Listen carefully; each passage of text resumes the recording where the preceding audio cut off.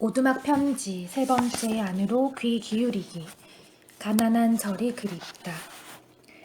옛 스승은 말씀하셨다.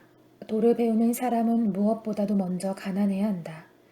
가진 것이 많으면 반드시 그 뜻을 잊는다.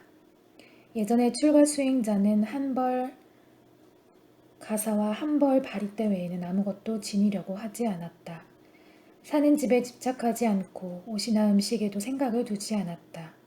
이와 같이 살았기 때문에 오로지 도에만 전념할 수 있었다. 이런 법문을 대할 때마다 나는 몹시 부끄럽다. 지금 내가 지니고 있는 것이 너무 많기 때문이다. 누구나 할 것 없이 한 생각 일으켜 살던 집에서 뛰쳐나와 입산 출가할 때는 빈손으로 온다. 이 세상에 처음 올 때 빈손으로 오듯이 이절 저절로 옮겨다니면서 이런 일 저런 일에 관계하다 보니 걸리는 것도 많고 지닌 것도 많게 된 것이다. 지닌 것이 많을수록 수행의 길과는 점점 멀어진다. 출가 수행승을 다른 말로는 비구라고 한다. 산스크리트에서 음으로 옮겨진 말인데 그 뜻은 거지다. 인도에서 모든 수행자들은 전통적으로 음식은 탁발에 의해 얻어먹기 때문에 이런 이름이 붙여진 것이다.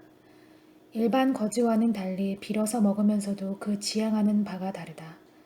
밖으로는 음식을 빌어 육신을 돕고 안으로는 부처님의 법을 빌어 지의 목숨을 돕는다는 두 가지 뜻이 있다.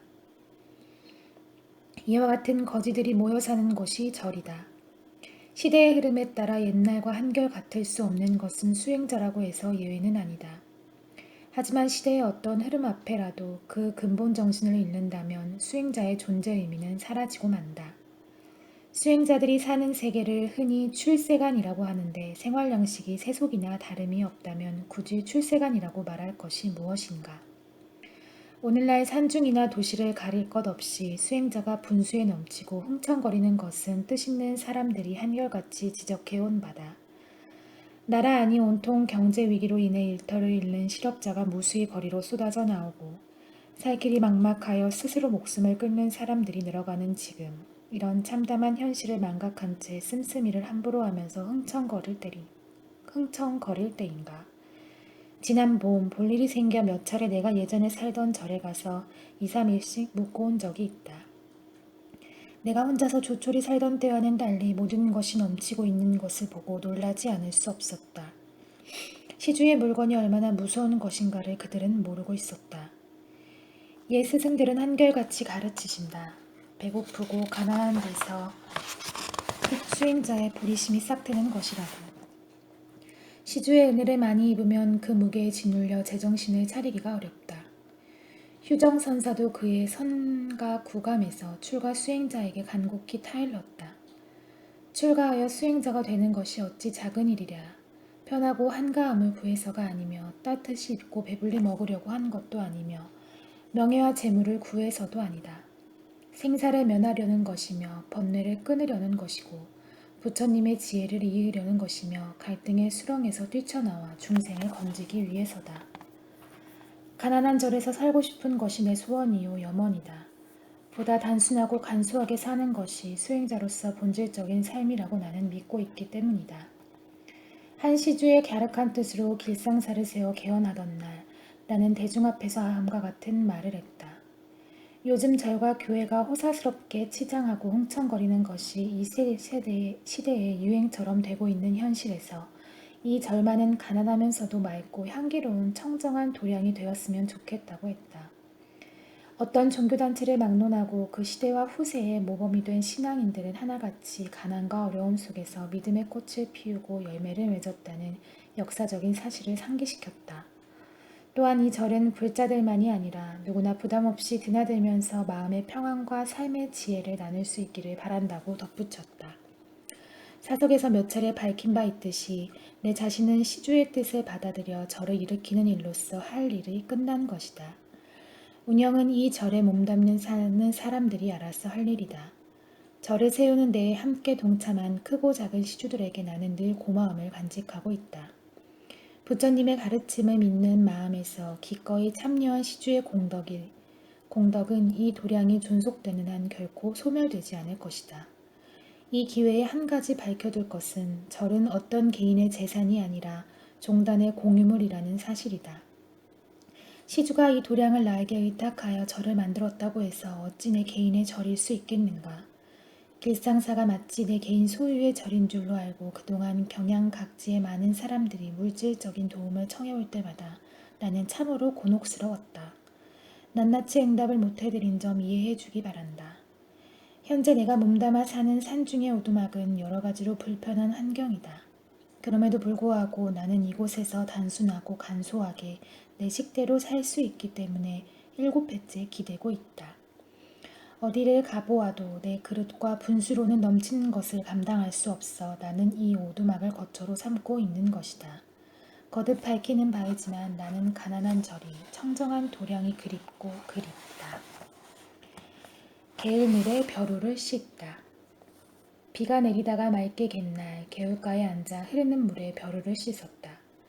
잔잔히 흐르는 개울물 소리를 들으면서 벼루를 씻고 있으니 마음이 그렇게 편안할 수가 없었다.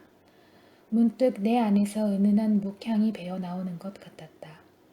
이렇듯 맑게 흐르는 개울물도 사나운 폭풍우를 만나면 흙탕물로 온통 폭포를 이루어 골짜기가 떠나갈 듯이 소란스럽다. 이런 날엔 자연의 일부분인 내 마음도 스산해져서 이리 손에 잡히지 않는다. 밤에 넘치는 물소리 때문에 깊은 잠을 이루지 못한다. 같은 산중에 사는 나무와 짐승과 새들도 그런 내 기분과 마찬가지일 것이다. 살아있는 것들은 모두 한 생명의 뿌리에서 나누어진 가지들이기 때문이다.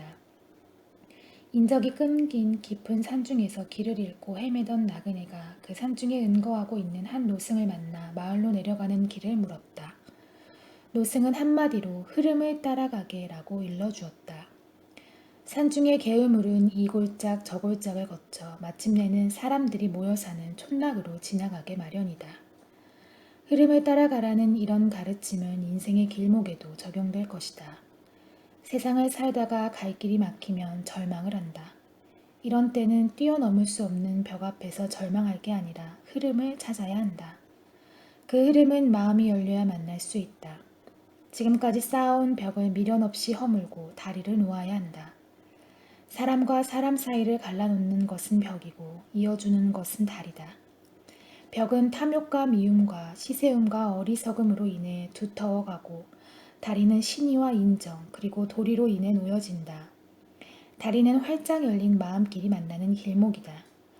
좋은 세상이란 사람과 사람 사이에 믿음과 사랑의 다리가 놓여진 세상이다. 내 오두막에 일이 있을 때면 와서 거들어주는 산촌의 일꾼이 있는데 아침나절 그가 올라와 이런저런 이야기 끝에 이번에는 또 어떤 사람이 나와서 뭘 해먹을지 알 수 없군요 라고 했다. 물론 금년 말에 있을 대선을 의시 청와대에 들어가고 싶어하는 사람들을 두고 한 말일 것이다. 그가 남기고 간 이 말이 짙은 여운을 남긴 채 내 머릿속에서 맴돌았다. 돌이켜보면 우리는 그동안 참으로 불행한 역사를 만들어 온 것 같다. 국권을 국민으로부터 위임받은 대통령 중에서 국민들로부터 단 한 사람도 신뢰와 존경을 받는 이가 없었다니 얼마나 불행한 역사의 현실인가. 독선과 아집으로 나라가 위태로워지자 국외로 피신 객사한 대통령, 군인들의 총칼 앞에 맥없이 자리를 비켜선 기업도 희미한 대통령, 쿠데타로 정권을 탈취하여 장기 집권으로 인권을 무참히 유린하다가 마침내 피비린내를 풍기면서 막을 거둔 유신 독재의 대통령, 내란을 일으켜 권력을 잡고 그 권력을 이용해서 부당하게 축제한 죄로 오늘도 감옥에서 옥살이를 하고 있는 전직 두 대통령, 개혁을 부르짖다가 경제를 파탄에 이르게 하고 분수를 모르고 설친 자식 때문에 모처럼 세운 문민정부의 위상도 묻혀버린 풀 죽은 현직 대통령. 과거와 현재를 통해 7인의 대통령을 하나하나 헤아려 보아도 어느 한 사람 우리가 존경하고 받들 인물이 없다는 것은 그 당사자의 불행이기에 앞서 우리 모두의 불행이 아닐 수 없다. 집터가 그래서인지 들어가는 사람마다 그런 사람들이어서 그런지 한 사람도 뒤끝이 온전한 사람이 없다. 그런데도 서로가 앞다투어 그 집에 들어가겠다고 말 그대로 난장판이다. 자신이 대통령이 되어야만 나라가 바로 선다고 호언장담하는 대통령 지망생들. 오로지 표를 얻기 위해 한 입으로 이 지역에 가서는 이렇게 말하고 저 지역에 가서는 저렇게 말하는 겉과 속이 다른 정치꾼들을 보면서 문득 후르시초프가 한 말이 떠올랐다. 정치가란 시냇물이 없어도 다리를 놓겠다고 허풍을 떠는 자들이다. 올 한해는 청와대에 들어가 살고 싶어하는 사람들 때문에 나라 안이 온통 시끌시끌할 것이다. 오늘 아침 현재 8사람이 들떠 있지만 결국은 영광스런 아니 고독한 그 한자리를 위해 나머지 사람들은 들러리가 되어야 한다. 막판에 가면 고질적이고 망국적인 저 지역 감정에 또 불이 붙을지 모르겠다. 이번에도 그렇게 되면 우리는 무엇이 될 것인가? 세상은 하루가 다르게 변해가고 있는데 우리는 묵은 수렁에서 언제쯤 헤어나올지 걱정이 앞선다. 대통령 지망생들에게 희망과 기대를 갖기보다는 순박한 산촌 사람 입에서 이번에는 또 어떤 사람이 나와 뭘 해먹을지 알 수 없군요 라는 말이 나올 수 있다는 것은 국민들 마음이 그만큼 정치가들에게서 멍들었다는 뜻이기도 하다. 이 같은 불신의 상처부터 치유해 줄 수 있는 정직하고 능력 있는 사람이 그 집으로 들어갔으면 좋겠다. 퇴임 후에도 증언대에 서거나 감옥에 들어가지 않고 그 인품과 업적을 온 국민이 기릴 수 있는 덕망 있는 사람이 그 집 주인이 되었으면 좋겠다.